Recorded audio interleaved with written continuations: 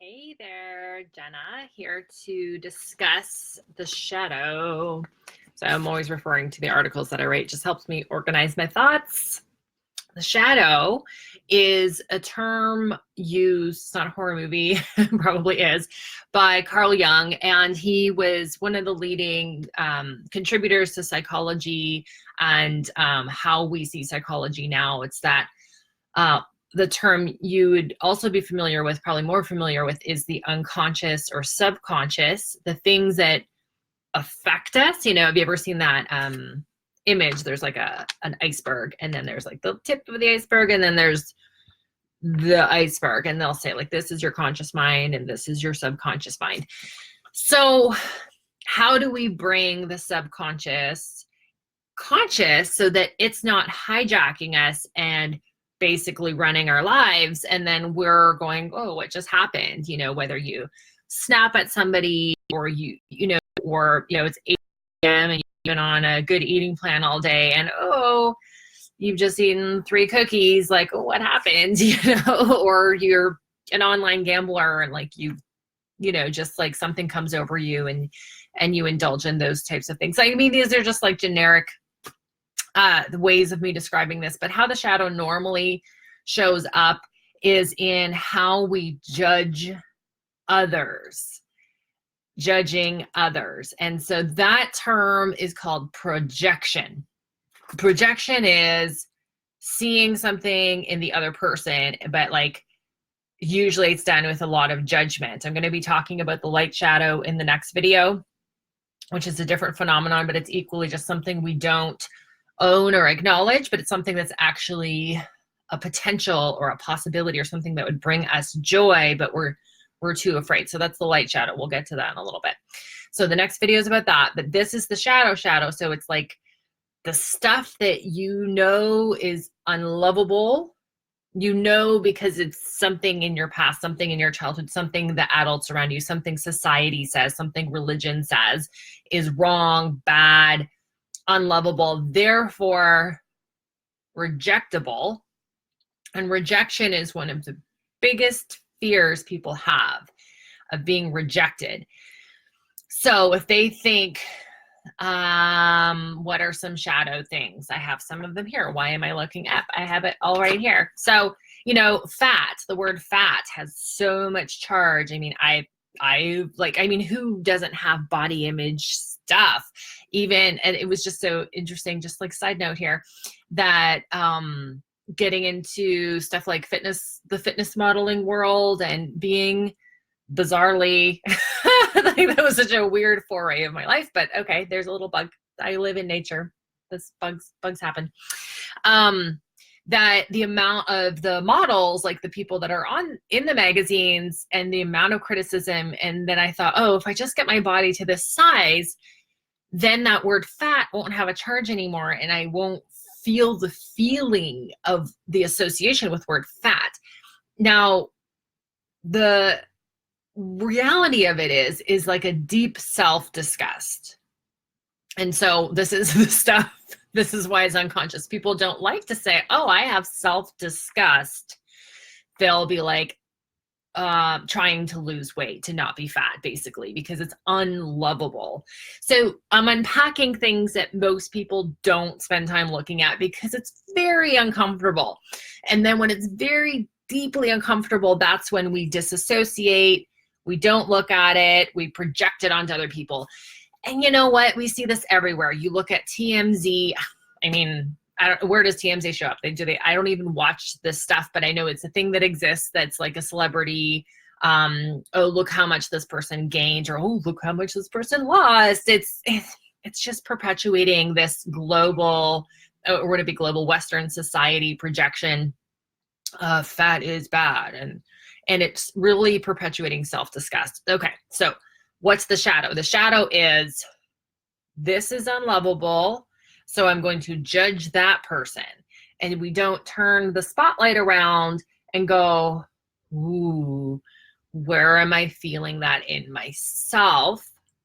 Because that's not popular. They're in the self-development world, almost people can get a little too navel gazing and too introspective and get lost in that. So there's two sides of the coin, but then that fully just, nope, I'm not that thing. And like, things like dumb or things like arrogant, even, like the trendy terms, like that guy's a douchebag. Like, how are you a douchebag? Like, we're so delusional when it comes to feeling lovable and accepted, because we just simply deny the parts that, oh, well, I'm not a douchebag. I mean, of course I'm fantastic. I have found an incredible amount of relief and freedom in embracing things that we're not supposed to be. So it's like, oh, okay, I have fat on my body. Okay, I have fat on my body. Like, instead of like being on this constant treadmill, literally and figuratively, I know how to talk, of not being fat, because that, like, when I went into my own iceberg, it was like, this was disgusting and this isn't okay. And then, oh, the rest of society says isn't okay. And it was just like this whole thing. And I was like, wow, what if I was okay? What if I'm okay? What if I'm okay? And that's what all the work that I do is like, what if actually nothing's wrong? What if nothing's wrong? What if there's no good or bad? Therefore, what if there's nothing? What if the fight is over? What if the fight is over a convincing the world that you're good enough? And that's like mind-blowing for people, right? So for me, my iceberg, my projections, my own thing, and that's when obsessions come from that shadow as well. Like, you could be obsessed with watching somebody else. That's part of the light shadow as well. So you could be obsessed with watching somebody else that has what you want, and therefore they're better than you. They're up there, you're down here. And you can make all the vision boards in the world, but you're still perpetuating that feeling. They're up here because they're this thing, but oh, lowly me, I have this disgusting or not acceptable thing. And so I'm using fat, one, because that's one that I've deeply went into myself, but it's a really common projection. Like, we can't, like, we look at someone else and then we judge ourselves for having judgments. These are just shadows. So if we can just go, we all have shadows. We all have projections. We all have judgments. We all have every human possibility within us. So we'll be mean. We will be like, I've owned my bitch. I've owned being a bitch. Okay, sometimes I'm a bitch. Sometimes I'm a villain in someone's story. And as much as we all try to be good people and all these things, like, sometimes you are and you don't mean to be, and we're all doing our best. So the shadow also is where the imposter syndrome comes from. Because the thing about the shadow is, it's like the stuff that we can't accept about ourselves. And imposter syndrome is this like constant feeling of like, someone's gonna find something out. If they really knew me, how did I get on this stage? How did I get this job? How am I keeping this job? It's just this constant state of like fear of being found out. Because they're gonna see your shadow, and they're gonna see the stuff that you don't accept in yourself. Therefore, they wouldn't accept in you. Now, in some cases, at a workplace and stuff like that, there are certain things you're gonna want to reel in. But the things that are denied and repressed, you don't have a handle on. You don't have a handle on the denied and repressed things. So if it's like being bitchy, because I know my bitch, I know when I am susceptible to being short-tempered. I know, but if I didn't accept it, it would just come out, and then I would deny it. And then if someone's like, oh, that hurt my feelings, I'd be like, well, like, screw you anyways, or whatever, because it's like, I can't accept it. And so in the workplace, a lot of people, I mean, this is rampant: shadows, denied parts, projections, judgments. If everyone could just go, oh, I have all of these possibilities within me, I have all this potential within me, good and bad, because we are full spectrum beings. Oh, now I can choose. And now you can start to operate from more consciousness, right? It's like more awareness. So the shadow, so that's what the shadow is. And then what do we do that? This is actually a pretty long article. I'll put the the link in here so that you can read it.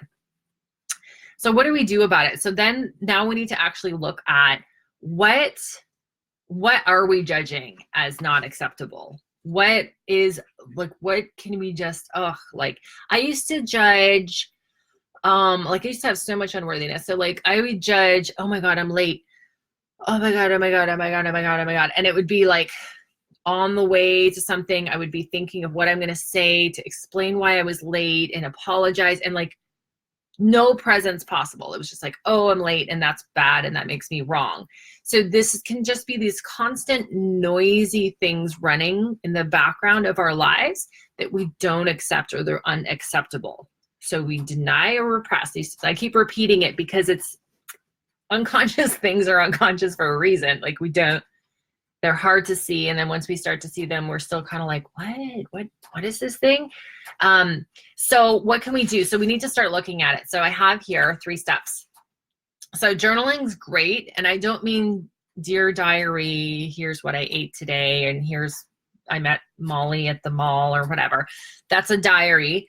It's not what I'm talking about. When I talk about journaling, it's a time to use a pen and paper to explore what's really going on and to kind of have a conversation with yourself in a really healthy way. And it's really a neat technology anyone can do. Pen, paper, napkin, who cares, So write down the judgments you have about other people, or the judgments you have about yourself. What would you like if someone knew this? Or if you were this? And it would just be like, makes those creepy crawlies in your skin, like that kind of feeling. That's like shame feeling. It's like, when you kind of almost fall off a chair and your whole body jolts and you're like, ooh, that's shame. Those are the juicy ones, because those are the ones that are containing a lot of power, that if you can unlock that and unbind that and have that self-acceptance, then they're no longer robbing you of power and hijacking you in your life. So this is freeing up a ton of energy, a ton of potential, a ton of possibility. And the big thing that I'm known for is being, where you can just be good, already good, enjoy your day, be present. This is actually what everyone's seeking. At least this is what I think. Because it's really good. It's really good to just be. So if you have projections and you have a bunch of shadows and you're just not willing to look at them, they're just going to keep robbing you of energy and running your life. And so that's an option, but you could also look at what you judge. Don't try to fix it. Don't try to analyze it. I judge this. It's not okay to have a messy kitchen. It's not okay to, I don't know, whatever your judgments are. You will know what your judgments are. What does your mom say? What does your dad say? What did your teacher say? So these are areas, because they arise from a young age. So that's where you can look. Don't go too far, too deep. They'll be really clear, like 1 or 3 to 5, like will be very clear. And then, what's a really cool question is like, is this mine? Okay, is this mine?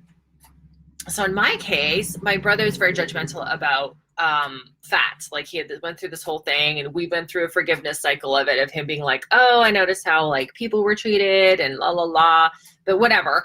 It wasn't mine. It came from him, but then it came from society. So is this mine? It's like such a great question. And then it's like someone who's like, oh, I'm dumb because maybe they spelled a word wrong in grade 1. And then it just stuck with them. It's like maybe they were called out in class and everyone looked at them and there was that like icky blicky that humiliation, that where you just want to crawl inside your own skin and not be seen.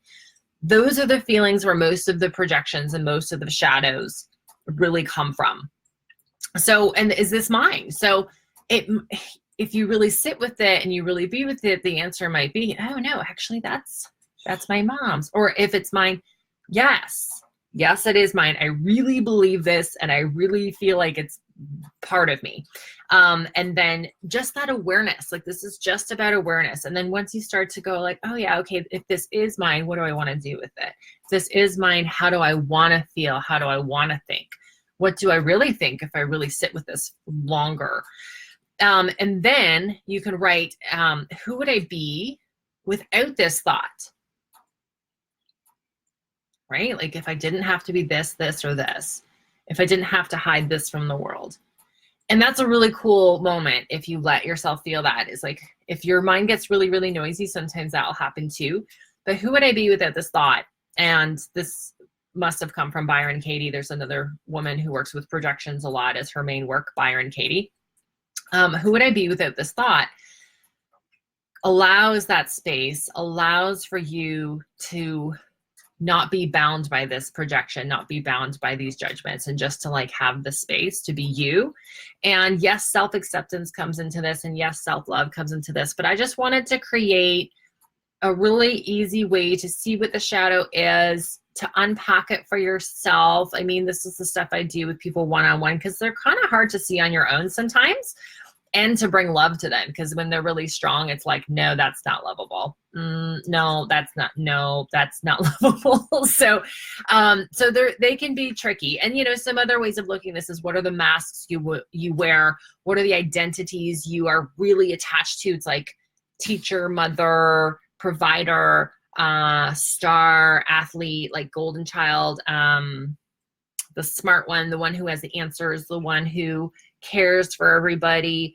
The identities can also bind you, because then it's like, I have to be the one who always cares. And so then instead of being, when maybe your cup's a little empty and you just don't have the capacity to give from overflow, which should always be what you give from, in an ideal world, from being, that you can then choose and then use your voice. This is my cat's tail. It's her. Then you can use your voice to say, oh, you know what? Like, I can't do that right now. And then trust that the universe has got this, and that you aren't responsible for everybody, and someone they'll find their ride to the event. The person will find someone to make cookies for the school thing. We're far more resourced than we know, but that's a whole other video. So just to know about the shadow, that these are the things that we deny, and then we then project on other people. But when we can own them for ourselves, we have the freedom to choose, and we have the freedom to act, and we have freedom to be, which is that great, perfect freedom place where you can be on, you could be off, you can be happy, you could be meh. Like, you have this full spectrum prism of humanness that all of us are, that's our truth. And then you can interact with the world without wasting so much energy, and just like be able to experience your own life, which is kind of cool. So that is the shadow. Next video, which I'm actually going to do right after this, is the light shadow, so that we can look at these two pieces and how, again, we can bring all of this potential energy into our life so we can be fully present, be ourselves, and be that in the world. Okay, till next time.